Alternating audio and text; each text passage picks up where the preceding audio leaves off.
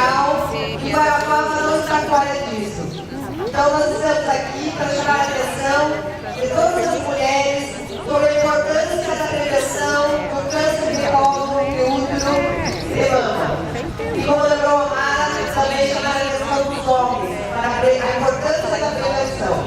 Quero convidar todas as mulheres que estaremos divulgando o dia que tramitará na sessão da Câmara, projeto de lei de nossa autoria, que cria legalmente o Outubro Rosa no município de Guarapuava.